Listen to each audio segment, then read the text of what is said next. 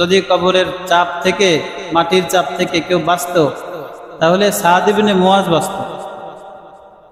আল্লাহ রাসূল একবার একটা জায়গায় সফরে যাচ্ছিলেন, তো দুইটা কবর দেখতে পেলেন। আল্লাহ রাসূল বললেন যে ইন্নাহুমা ইউআযাবান, এই দুইটা কবরে শাস্তি দেওয়া আছে। আমা ইউআযাবান ফি কাবীরিন, কিন্তু তাদেরকে বড় কোনো বিষয়ে শাস্তি দেওয়া হচ্ছে না, ছোট বিষয় যেটা তারা চাইলেই ওর থেকে বিরত থাকতে পারতো বা চাইলেই আমলটা করতে পারত।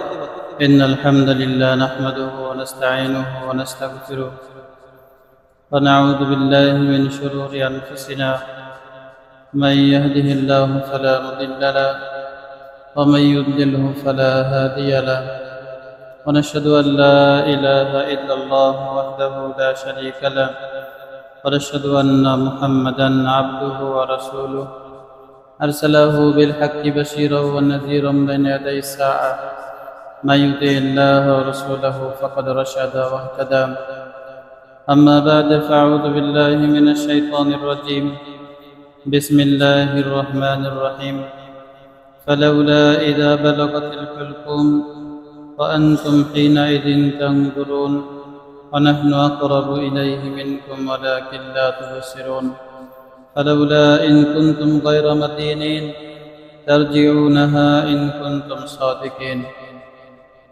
وقال النبي صلى الله عليه وسلم أكثروا ذكر هادم اللذات يعني الموت. وقال النبي صلى الله عليه وسلم كنت نهيتكم عن زيارة القبور ألا تزوروا فإنها مذكرة للموت. وقال النبي صلى الله عليه وسلم يتبع الميت ثلاثة فيبقى واحد ويرجع اثنان يرجع أهله وماله ويبقى عمله أو كما قال عليه الصلاة والسلام. اللهم صل على محمد وعلى آل محمد كما صليت على إبراهيم وعلى آل إبراهيم إنك حميد مجيد. اللهم بارك على محمد وعلى آل محمد كما باركت على إبراهيم وعلى آل إبراهيم إنك حميد مجيد. আলহামদুলিল্লাহ, আল্লাহ তাআলার সমস্ত প্রশংসা এবং কৃতজ্ঞতা যে আল্লাহ তাআলা আমাদেরকে হায়াতে বাঁচায় রেখে সুস্থ অবস্থায় জুমার নামাজ আদায় করার উদ্দেশ্যে আগে ভাগে মসজিদে আসার তৌফিক দান করেছেন, এবং সেই সাথে জুমার নামাজের আগে কোরআন ও হাদিস থেকে কিছু কথা শোনা এবং বলার তৌফিক দান করছেন। এজন্য সবাই শুকর আদায় করে আলহামদুলিল্লাহ। আল্লাহ তাআলার মেহেরবানিতে আমরা জুমার আলোচনাগুলো ধারাবাহিকভাবে কিছুটা সিরিজ আকারে শুরু করেছিলাম, যে মানুষের জীবনের শুরু থেকে তার জন্ম এবং পৃথিবীতে অবস্থান করার পর মৃত্যু দিয়ে তার পরকালের যে জিন্দেগি শুরু হয়, পরকালের জিন্দেগি শুরুর যে যাত্রাগুলো, শুরু থেকে আস্তে আস্তে একেবারে জান্নাত বা জাহান্নাম পর্যন্ত তার পৌঁছা, এই বিভিন্ন যে অবস্থাগুলো তার উপর আসে, এই ব্যাপারে একটা ধারাবাহিক আলোচনা। তো তার ধারাবাহিকতায় আমরা মৃত্যু সম্পর্কে, মৃত্যুর বাস্তবতা সম্পর্কে এবং কিভাবে মানুষের মৃত্যু হয় সেই সম্পর্কে, ভালো মানুষের মৃত্যু, খারাপ মানুষের মৃত্যু বা মানুষের শেষ অবস্থা কোন কোন কারণে ভালো হয়, শেষ অবস্থা কোন কোন কারণে খারাপ হতে পারে, এই ব্যাপারে কিছু কথা আমরা গত 2 জুমায় শুনেছি। তো আজকে আমরা যে বিষয়ে কিছু কথা শুনবো সেটা হচ্ছে, মানুষ যখন মৃত্যুর সম্মুখীন হয় তখন তার শরীর থেকে প্রথম তার রূহটাকে কবজ করা হয়। তো এই রূহটা আসমানের থেকে উঠে এবং সেখান থেকে আবার ফেরত আসে। নবী করিম সাল্লাল্লাহু আলাইহি ওয়াসাল্লাম মানুষের রূহ কিভাবে কবজ হয় এবং ওই সময়ের অবস্থা কেমন হয়, লম্বা লম্বা অনেক হাদিস আল্লাহ রাসূল থেকে বর্ণিত আছে।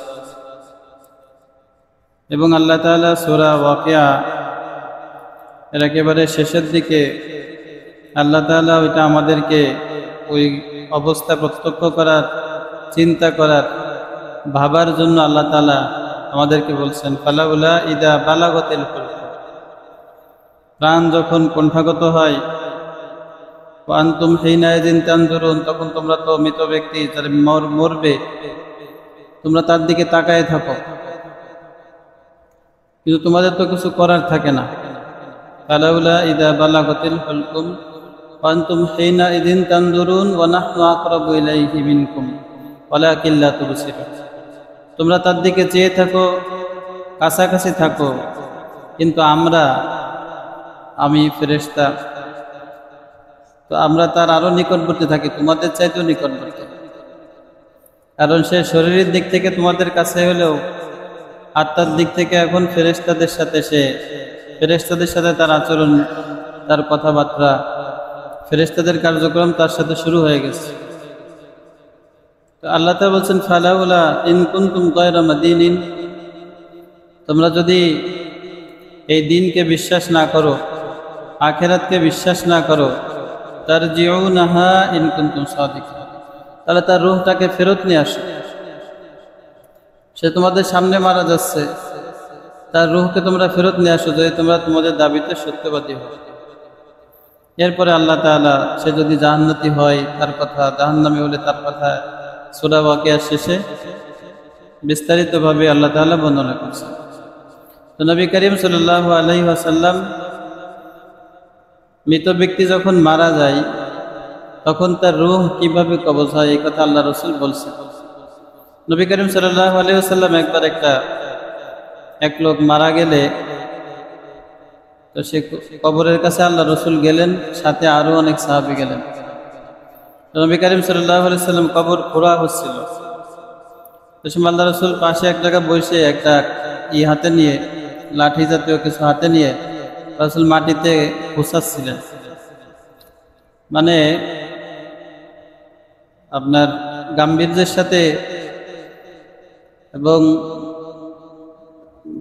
হয়ে মন খারাপ হয়ে বসে থাকে, মানুষ যেভাবে কোনো কিছু করতে থাকে আল্লাহ রাসূল, তো সেইভাবে একটা পেরেশানি অবস্থা আল্লাহ রাসূল মাটিতে ওই খুঁচাচ্ছিলেন, লাঠিটা খুঁচাচ্ছিলেন, আর তার কবর খোঁড়া হচ্ছিল। সাহাবায়ে কেরামও আল্লাহ রাসূলের সাথে কেউ কোনো কথা বলতেছেন না। বর্ণনা করে বলেন যে আমরা এমনভাবে আল্লাহ রাসূলের চারপাশে বসেছিলাম কেমন যেন আমাদের মাথার উপর পাখি বসেছিল, এত নীরব, নিঃশব্দ, চুপচাপ আমরা সবাই আল্লাহ রাসূল কি করতেছেন শুধু সেটা দেখতেছিলাম। এর মধ্যে আল্লাহ রাসূল বললেন যে আউযু বিল্লাহি মিন আযাবিল কবর সালাসা মাররাতিন, আল্লাহ রাসূল 3 বার বললেন আউযু বিল্লাহি মিন আযাবিল কবর, আমি আল্লাহর কাছে কবরের আযাব থেকে আশ্রয় প্রার্থনা করছি। তো নবী করিম সাল্লাল্লাহু আলাইহি ওয়াসাল্লাম ওই সময় কবরের আযাব, শাস্তি, এই ব্যাপার নবী করিম সাল্লাল্লাহু আলাইহি ওয়াসাল্লামের কাছে উদ্ভাসিত হয়েছে, আল্লাহ রাসূলকে দেখানো হচ্ছিল। এজন্য আল্লাহ রাসূল 3 বার আল্লাহ তাআলার কাছে কবরের আযাব থেকে ওই সময় পানাহ চাইছে।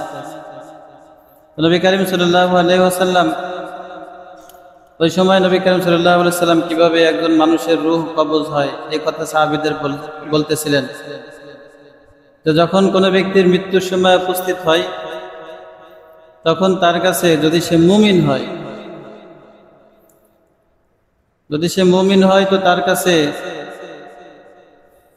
খুব সুন্দর চেহারার, সুগন্ধিযুক্ত, উজ্জ্বল কাপড় পরিহিত এক ব্যক্তি তার কাছে আসে, তার ফেরেশতা, এবং তার সাথে আরো অনেক ফেরেশতা আসে,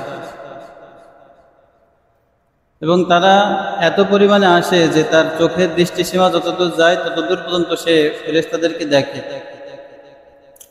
তাদের হাতে জান্নাত থেকে আনা কাফন থাকে এবং জান্নাত থেকে আনা সুগন্ধি থাকে,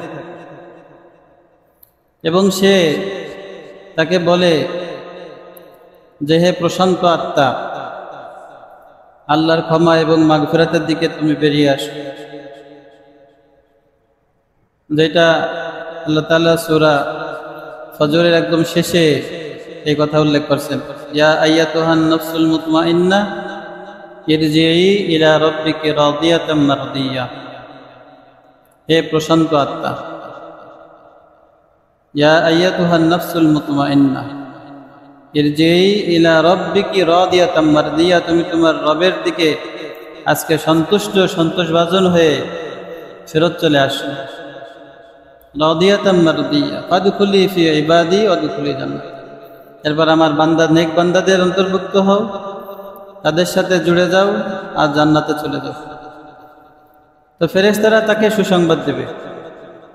ফেরেশতারা তাকে সুসংবাদ দিয়ে তার রূহ যখন বের হয়ে আসবে, তখন ওই মুমিন ব্যক্তির জানাজা, দুনিয়াতে তো মুসলিমদের উপর তো আবশ্যক তার জানাজা দিবে, তো সে যদি মুমিন হয় ফেরেশতারা তার জানাজা পড়বে। জানাজা পড়ে তার রূহ নিয়ে আসমানের দিকে উঠবে। নবী করিম সাল্লাল্লাহু আলাইহি ওয়াসাল্লাম ইরশাদ করেন যে আসমানের দিকে যখন উঠবে, তো আসমান এবং জমিনের মধ্যবর্তী যত ফেরেশতা আছে এবং আসমানে যারা আছে তারা সবাই চাইবে যে আমার পাশ দিয়ে এই রূহটা নিয়ে অতিক্রম করুক, এবং আল্লাহর কাছে তারা কামনা করবে যে আমার দিক থেকে সে আসমানে উঠবে, কারণ তার এই রূহ থেকে এবং ফেরেশতাদের থেকে যে সুগন্ধি ছড়াচ্ছে, যেই মানে সুসংবাদ আসতেছে, এটা তারাও ভাগীদার হতে চাইবে। তো আল্লাহ তাআলা আসমানের কাছে যখন তারা নিয়ে বলবে যে আল্লাহ তোমার অমুক বান্দার রূহ আমরা কবজ করে আনছি, আল্লাহ তো জানেন, কিন্তু আল্লাহ বলবেন না, তোমরা আসমানে না, তোমরা তার রূহ আবার মাটিতে ফেরত নিয়ে যাও, জমিনে নিয়ে যাও। হাদিসের মধ্যে এইভাবে আসছে, আল্লাহ তাআলা তখন ওই আয়াতের কথা ফেরেশতাদেরকে বলবে, মিনহা খালাকনাকুম ওয়া ফিহা নুঈদুকুম ওয়া মিনহা নুখরিজুকুম তারাতান উখরা, আমি তোমাদেরকে এই মাটি থেকে সৃষ্টি করেছি, আবার আমি এই মাটিতে তোমাদেরকে ফেরত আনবো, আবার এই মাটি থেকেই তোমাদেরকে পুনরায় উত্থিত করব, আবার পুনর্জীবন দান করবো এই মাটি থেকে। তখন ফেরেশতারা আবার তার রূহ নিয়ে চলে আসবে তার কাছে। এরপরে তাকে যখন কবরে রাখা হবে, তো কবরে রাখার পরে নবী করিম সাল্লাল্লাহু আলাইহি সাল্লাম বলেন যে মানুষকে যখন কবরে রাখা হবে, তখন একেবারে তাকে কবর দিয়ে তার সঙ্গে সাথে যারা আছে তারা যে ফেরত যাবে, ফেরত যাওয়ার আওয়াজ, জুতার আওয়াজ সে শুনবে যে লোকজন এখন ফিরে যাচ্ছে। তো ওই অবস্থায় তাকে মুনকার আর নাকির এসে প্রশ্ন করবে। আমরা সবাই জানি মুনকার আর নাকিরের নাম শুনেছি। এই দুই ফেরেশতা, সে ব্যক্তি ভালো হোক আর মন্দ হোক সবার কাছে আসবে এবং আইসা তিনটা প্রশ্ন করবে। তিনটা প্রশ্ন আমরা সবাই জানি। কি প্রশ্ন করবে? যে মান রব্বুকা, তোমার রবকে, আমার দিনুকা, তোমার দিন কি, আমার নবিয়ুকা, তোমার নবীকে। অন্য বর্ণনা আছে যে আল্লাহ রসুলকে দেখে বলবে যে আতারিফু হাযার রাজুল, এই ব্যক্তিকে তুমি চেনো? তো এইখানে মুমিন বান্দা তো বলবে যে রব্বি আল্লাহ, আমার রব আল্লাহ, দিনী আল ইসলাম, আমার দিন ইসলাম, এবং সে বলবে ও নবী মুহাম্মদ সাল্লাল্লাহু আলাইহি সাল্লাম, আমার নবী মুহাম্মদ সাল্লাল্লাহু আলাইহি সাল্লাম। কিন্তু এই প্রশ্নটার উত্তর আমরা সবাই এখন জানলেও ওই সময় সবাই কিন্তু এই প্রশ্নের উত্তর দিতে পারবে না। এত ছোট প্রশ্ন আর এত ছোট উত্তর জানাই দেওয়ার পরেও না পারার কারণ হচ্ছে যে এই প্রশ্নের উত্তরের সাথে নিজের জীবনকে গড়ে তুলতে হবে। প্রশ্নের উত্তরটা অটোমেটিক আসবে। যে দুনিয়াতে তার রবকে আল্লাহ বানাইছে, আল্লাহকে রব বানাইছে দুনিয়াতে, তো সে তো সমস্ত কাজে যে আল্লাহর হুকুম আহকামের দিকে খেয়াল করছে, তার মধ্যে তো রব্বি আল্লাহ আসবে। যে তার দুনিয়ার পুরো জীবন ইসলাম দিয়ে সাজাইছে, আল্লাহ রসুলের দেওয়া জীবন বিধান সে গ্রহণ করছে, জীবনের সমস্ত ক্ষেত্রে যে ইসলামকে সামনে রাখছে, ইসলামে কি আছে, কোরআনে কি আছে, এটাকে যে নিজের সাথে ফিট করতে পারছে, তো তার জবাবও অটোমেটিক আসবে যে দিন আল ইসলাম, আমার দিন ইসলাম। আর নবী মুহাম্মদ সে বলতে পারবে যে আল্লাহ রসুলের সুন্নাত নিজের মধ্যে প্রতিষ্ঠা করতে পারছে। অর্থাৎ যে পাক্কা মুমিন, সাচ্চা মুমিন, ইমানে যে মজবুত, সেই জবাব দিতে পারবে, যেটা আল্লাহ তাআলার ইরশাদ, ইউসাব্বিতুল্লাহুল্লাযীনা আমানু বিল কওলি সাবিতি ফিল হায়াতিদ দুনিয়া ওয়া ফিল আখিরাহ। আল্লাহ তাআলা মুমিনদেরকে একটা মজবুত কালিমা, একটা মজবুত কথার দ্বারা দুনিয়াতেও তাদেরকে অটল রাখেন, অবিচল রাখেন, মজবুত রাখেন, আবার আখিরাতেও তাদেরকে মজবুত রাখবেন। যে আখিরাতে তাদেরকে মজবুত রাখবেন যারা দুনিয়াতে এই কালিমার লা ইলাহা ইল্লাল্লাহ কালিমার যে তাৎপর্য, যেই শিক্ষা, যেটা তার মধ্যে বাস্তবায়ন করবে নিজের মধ্যে। আল্লাহ ছাড়া অন্য কোনো মাবুদ নেই, একমাত্র ইবাদতের উপযুক্ত আল্লাহ। এই কালিমা দিয়েই আল্লাহ তাআলা সমস্ত নবী আম্বিয়া আলাইহিস সালামদেরকে দুনিয়াতে পাঠাইছিলেন। তোমরা বলো যে আল্লাহ ছাড়া যাদের ইবাদত করে অন্য লোকজন, অন্যান্যরা যারা আল্লাহ ছাড়া অন্যদের ইবাদত করে, তারা সবাই মূর্খ এবং তারা সবাই অবুঝ, তারা ভুলের মধ্যে আছে, বিভ্রান্তিতে আছে। ইবাদতের উপযুক্ত কেবল আল্লাহ। এবং যারা আল্লাহ শক্তি ছাড়া অন্য যে কোনো শক্তি, যেটাকে আল্লাহ তাগুত হিসেবে কোরআনে কারিমে ইরশাদ করছেন, ওয়াকফুরুত তাগুত, তারা তাগুতকে প্রত্যাখ্যান করে। আল্লাহ ভিন্ন অন্য যে কোনো শক্তি, আল্লাহর শরিয়া, আল্লাহর বিধান, আল্লাহর আইন ছাড়া অন্য যে কোনো আইন, অন্য যে কোনো বিধান, তাগুতি বিধান, এটাকে যে পরিহার করছে এবং আল্লাহ একমাত্র আল্লাহ তাআলার দ্বীনকে যে নিজের মধ্যে বাস্তবায়ন করছে, সেই ওই কবরের ওই যেটা সহজ সরল প্রশ্ন, এই সহজ সরল প্রশ্নের উত্তর সে দিতে পারবে। তো যখন মুমিন বান্দা এরকম তার উত্তর দিয়ে দিবে যে আমার রব আল্লাহ, আমার দ্বীন ইসলাম, আমার নবী মুহাম্মদ, তখন এটা আবার সত্যায়ন হিসাবে আল্লাহ তাআলা আসমান থেকে আওয়াজ দিবেন যে আন সাদাকা আবদি, আমার বান্দা সত্য বলেছে। ফাফরিশু লাহু মিন ফিরাশিল জান্নাহ, অতএব তাকে জান্নাতের বিছানা বিছায়া দাও। ওয়া আলবিসুহু মিনাল জান্নাহ, জান্নাতের পোশাক পরায় দাও। এইভাবে আল্লাহ তাআলা বলবেন যে ওয়াফতাহু লাহু মিন বাবিম মিন জান্নাহ, তার জন্য জান্নাতের একটা দরজা খুলে রাখো, যেন সে কবর থেকে সে জান্নাত প্রত্যক্ষ করতে পারে, তার নিজের স্থান, স্থায়ী নিবাস সে যেন দেখতে পারে। তো এটা হচ্ছে মৃত্যুর পরবর্তীতে আপনার কবরের যেই আপনার রূহ কবজের পর থেকে কবরে মানুষের অবস্থান, এই হলো শুরু হলো যে মুমিন বান্দা তার মৃত্যু, রূহ কবজ এবং কবরের জীবনটা তার সুন্দর হবে। নবী করিম সাল্লাল্লাহু আলাইহি ওয়াসাল্লাম এই হাদিস আগেই বলেছে, অনেক লম্বা। আল্লাহ রাসূল বলেন, আর যে কাফির, তার প্রাণ হরণ করার জন্য যে ফেরেশতারা আসবে, তাদের চেহারা খুব বিভৎস হবে, তাদের কাছ থেকে খুব দুর্গন্ধ ছড়াবে এবং তারাও, মৃত ব্যক্তি যখন তাদেরকে দেখবে, তার দৃষ্টি শক্তি যত দূর দৃষ্টি পৌঁছায়, দেখবে যে এই ধরনের ভয়ঙ্কর কুৎসিত কদাকার লোকজন, কদাকার ফেরেশতা তার সামনে উপস্থিত। এবং তার যে প্রাণ, এই সময় তার প্রাণ বাহির করবে খুব নিষ্ঠুর এবং নির্দয়ভাবে। নবী করিম সাল্লাল্লাহু আলাইহি ওয়াসাল্লাম উদাহরণস্বরূপ বলছেন যে কাঁটাযুক্ত একটা ডাল, কাঁটাযুক্ত যে ডাল এবং সেই ডালের আরো অনেক শাখা প্রশাখা, অনেক শাখা প্রশাখা যুক্ত গাছ, ডাল, আর সেই ডালে আছে অনেক কাঁটা। এইটাকে যদি কোনো ভেজা পশমের মধ্যে ঢুকাই দিয়ে সেটা টান দেওয়া হয়, তাহলে সেটা কিভাবে ছিঁড়ে চলে আসে, ওই কাঁটার সাথে কিভাবে লাগে চলে আসে। তো তার প্রাণ আল্লাহ তাআলা এইভাবে বের করবে ফেরেশতাদের মাধ্যমে, টেনে হিঁচড়ে ভিতর থেকে তার জান বাহির করা হবে। এরপরে তার রূহটা কবজ করার পরে ফেরেশতারা কেউ আসমানের দিকে নিয়ে যাবে, কিন্তু আসমান আর জমিনের মধ্যবর্তী সমস্ত ফেরেশতা তাকে লানত করতে থাকবে, বলবে যে আমার দিক থেকে সে না আসুক, আমার কাছে কাছে না আসুক।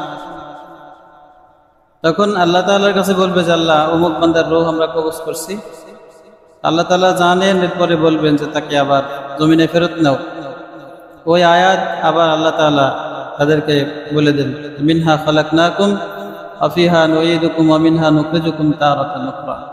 আমি তাদেরকে মাটি থেকে সৃষ্টি করছি, মাটিতে আবার ফেরত নেব, এই মাটি থেকে আবার তাদেরকে পুনরায় জীবিত করব।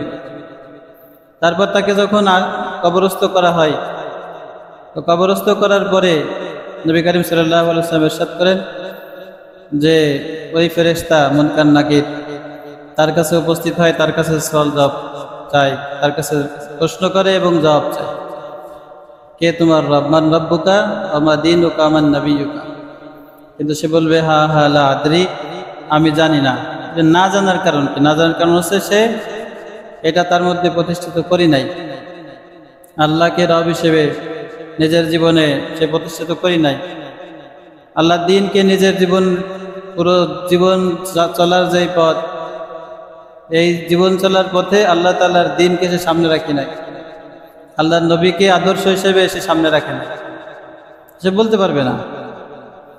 তারপরে নবী করিম সাল্লাল্লাহু আলাইহি ওয়াসাল্লাম ইরশাদ করছেন যে তাকে ফেরেশতা এত বড় একটা লোহার হাতুড়ি দিয়ে তার মাথায় আঘাত করবে, যেই হাতুড়ি দিয়ে আঘাত করলে পাহাড়গুলো যদি আঘাত করা হয় তাহলে সেগুলো ধুলায় পরিণত হবে।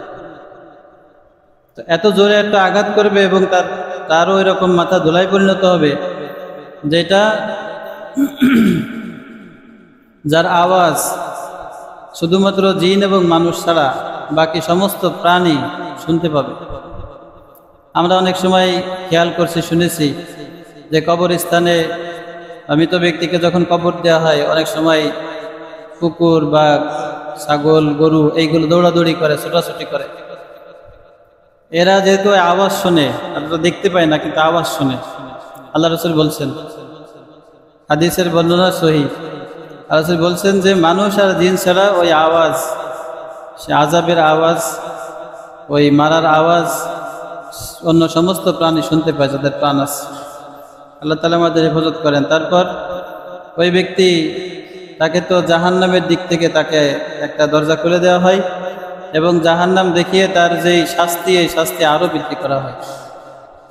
তো নবী করিম সাল্লাল্লাহু আলাইহি ওয়াসাল্লাম কবরের আযাব সম্পর্কে, মৃত্যুর সময় কঠিন অবস্থা সম্পর্কে আমাদের সবাইকে আল্লাহ রাসূল সতর্ক করে গেছেন। নবী করিম সাল্লাল্লাহু আলাইহি ওয়াসাল্লাম ইরশাদ করেন যে ইয়াতবাউল মাইয়িতা সালাসা, মৃত ব্যক্তির সাথে তিনটা জিনিস যায় কবর পর্যন্ত, আমালুহু, মালুহু ওয়া আহলুহু, তার পরিবার পরিজন, তার সম্পদ আর তার আমল। ওয়ারজাউ ইসনানে, দুইটা জিনিস ফেরত চলে আসে, সেটা হচ্ছে আহলুহু ওয়া মালুহু, তার পরিবার পরিজন আর সম্পদ কবর পর্যন্ত শেষ। ওয়ায়াবকা ওয়াহিদ, কিন্তু একটা বাকি থাকে, সেটা হচ্ছে আমল।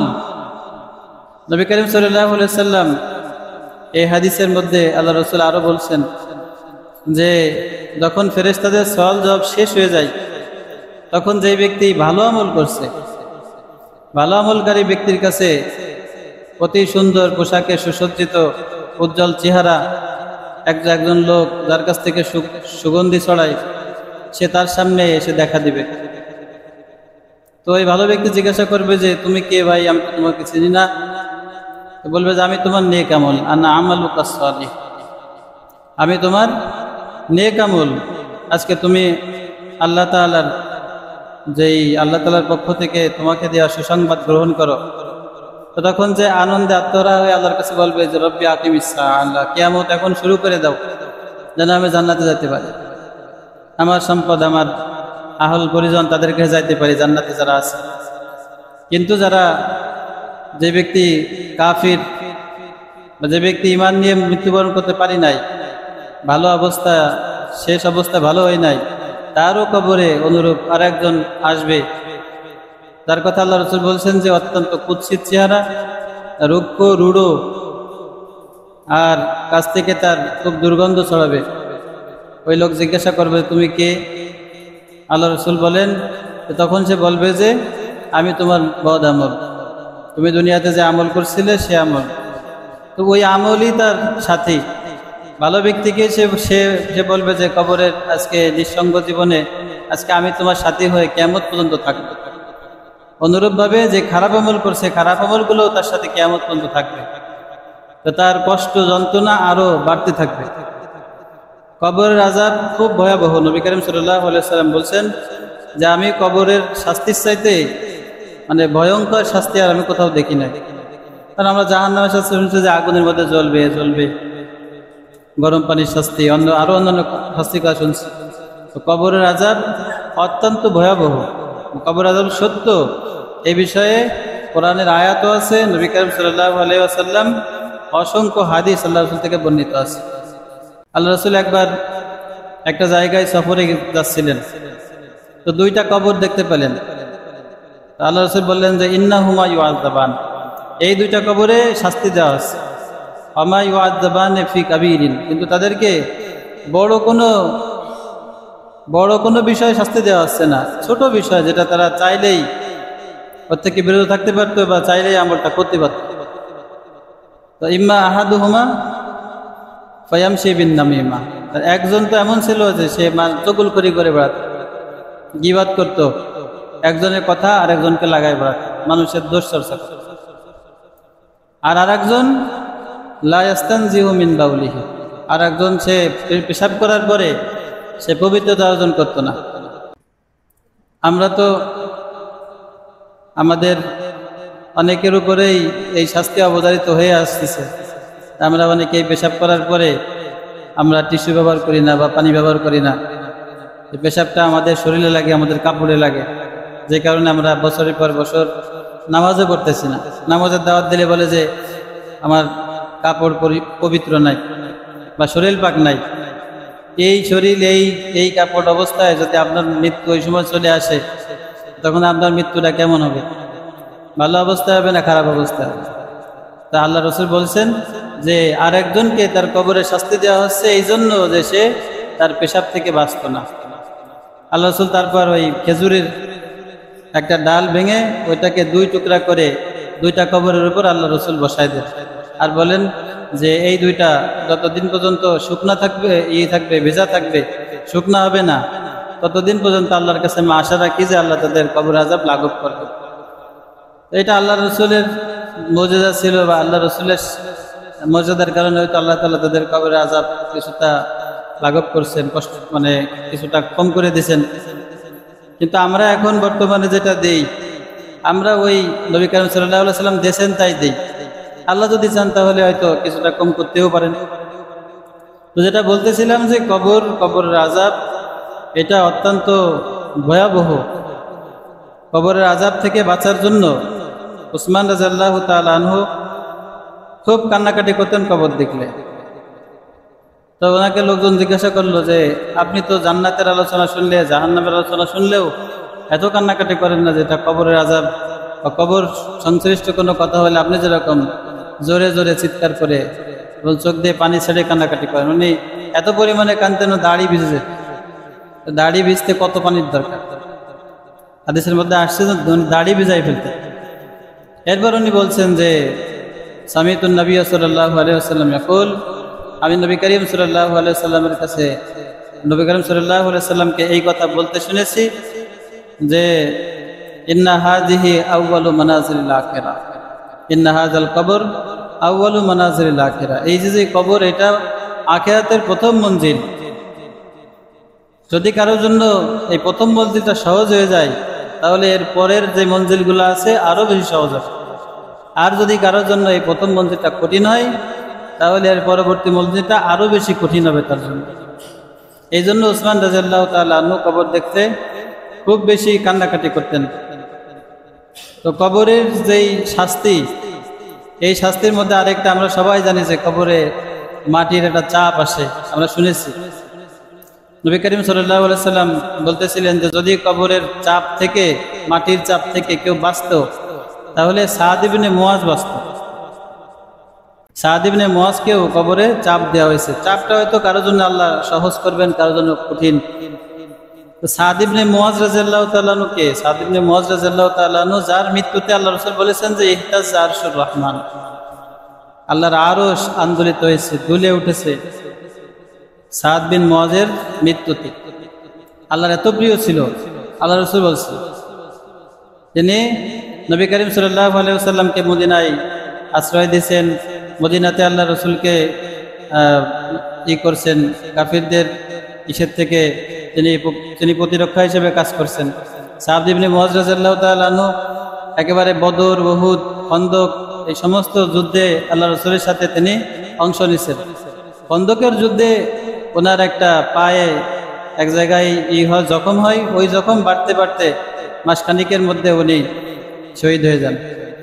সেই সা'দ ইবনে মুআয রাদিয়াল্লাহু তাআলার মৃত্যু, আল্লাহ রসুল বলতেছেন যে তার মৃত্যুতে আল্লাহর আরশ আন্দোলিত হয়েছে, কেঁপে উঠছে, এত মর্যাদা তার। আল্লাহ রসুল বলতে যদি কবরের চাপ থেকে বাঁচতে পারতো, মাটির চাপ থেকে, তার সাদ বাঁচত। অর্থাৎ কারোর জন্য হয়তো মৃদু হবে, কারোর জন্য অত্যন্ত কঠোর হবে, চাপ আসবেই। এজন্য কবরে কাজে আসে, আখিরাতে কাজে আসে এরকম আমল করা। কবরের আযাব থেকে বাঁচার জন্য আল্লাহ রসুল এই লম্বা হাদিসের প্রথমেই তো বলেছি, আল্লাহ রসুল বলেছেন আউযু বিল্লাহি মিন আযাবিল কবর। আল্লাহ রসুল দোয়া শিখিয়ে গেছেন, তোমরা নামাজের মধ্যে আল্লাহর কাছে কয়েকটা জিনিস থেকে, 4টা জিনিস থেকে আল্লাহর কাছে বিশেষভাবে পানা চাইবে, আশ্রয় চাইবে। এটা হচ্ছে আউযু বিল্লাহি মিন আযাবিল জাহান্নাম, আল্লাহ আমি জাহান্নামের আযাব থেকে তোমার কাছে আশ্রয় চাই। আউযু বিল্লাহি মিন আযাবিল কবর, কবরের আযাব থেকে তোমার কাছে আশ্রয় চাই। আউযু বিল্লাহি মিন ফিতনাতিল মাসিহিদ দাজ্জাল, মাসিহ দাজ্জালের যে ফিতনা, এর থেকে তোমার কাছে আমি আশ্রয় চাই। আউযু বিল্লাহি মিনাল মাহইয়া ওয়াল মামাত, মৃত্যু এবং বেঁচে থাকা যে সমস্ত ফিতনা আছে, এই ফিতনাগুলো থেকে আল্লাহ তোমার কাছে আশ্রয় চাই। নবী করিম সাল্লাল্লাহু আলাইহি ওয়াসাল্লাম আমাদেরকে খুব সতর্ক করে গেছেন। সাহাবায়ে কেরাম, ওসমান রাদিয়াল্লাহু তাআলা আনহুর কথা বললাম, যে ওসমান রাদিয়াল্লাহু তাআলা সহ অন্যান্য সাহাবায়ে কেরাম তারা কবরকে কি পরিমাণ তাদের সামনে ছিল, চিন্তা করত। আল্লাহ তাআলা আমাদেরকেও কবরের আযাব সম্পর্কে জানার এবং সেটা নিজের মধ্যে ধারণ করার এবং সেই অনুযায়ী আমল করার তৌফিক দান করেন।